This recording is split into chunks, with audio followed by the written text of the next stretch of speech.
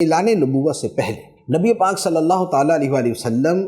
غار حراء میں خلوت میں جا کر آپ تنہائی کے اندر اللہ کی معرفت پر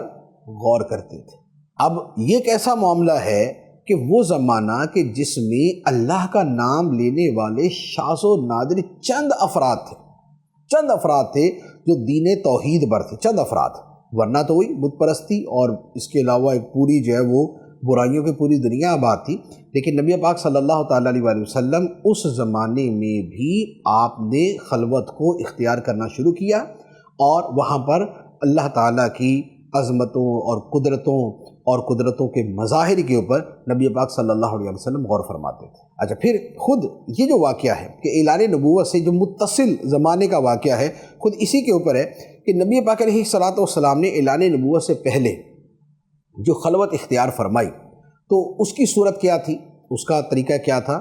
اور اس میں آپ کن امور پر غور فرماتے تھے اور اس کے مقاصد کیا تھے۔ تو علماء کرام نے اس پر اپنے اجتہاد سے کچھ چیزوں کو بیان فرمایا ہے۔ روایات سے یہ تو ثابت ہے کہ نبی پاک علیہ الصلوۃ والسلام نے اعلان نبوت سے پہلے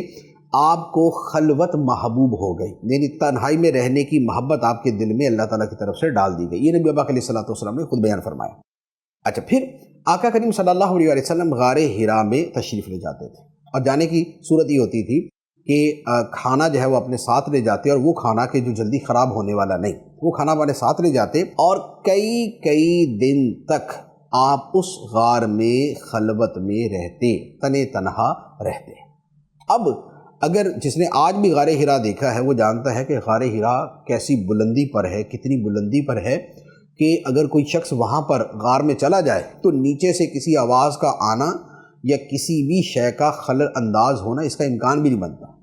اب ایسی تنہائی میں اور ایسی خلوت میں نبی پاک صلی اللہ علیہ وآلہ وسلم جا کے تشریف فرما ہوتے تھے، تو یہ سوائے اس کی اور کوئی صورت نہ تھی کہ یہ اللہ کی طرف سے نزول وحی سے پہلے، فرشتے کے اترنے سے پہلے،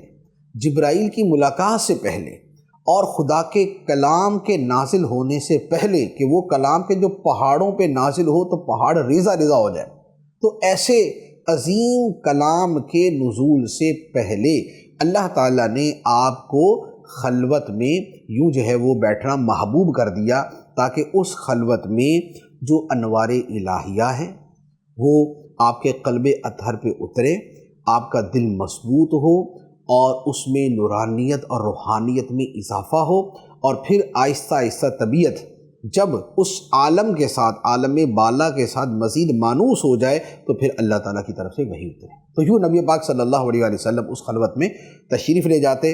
اور کئی دن تک وہاں پر آپ رہتے، اور اس میں علماء کرام نے جو نبی پاک علیہ الصلوۃ والسلام کا عمل بیان کیا ہے وہ مراقبہ ہی بیان فرمایا، اور مراقبہ وہی ہے کہ فیض الہی کا انتظار کرنا، یعنی اللہ کی طرف سے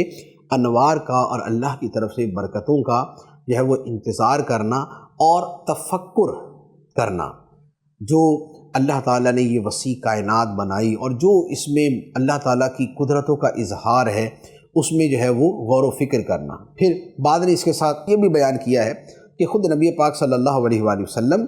اعلان نبوت سے پہلے بھی اپنی قوم کے اندر اپنے لوگوں میں پائی جانے والی برائیوں، معاشرتی خرابیوں اور توحید کے منافی امور کے حوالے سے متفکر ہوتے تھے کہ یہ لوگ کس باطل کے پیچھے لگے ہوئے ہیں۔ تو نبی پاک علیہ الصلوۃ والسلام کی تنہائیوں میں ان امور پر غور و فکر کرنا بھی تھا، جسے اللہ تعالیٰ نے اعلان وحی کے نزول کے ساتھ، جس کی تائید فرما کے آپ کے سامنے تمام کے تمام امور کے بارے میں بہترین قسم کی ہدایات نازل فرمائی۔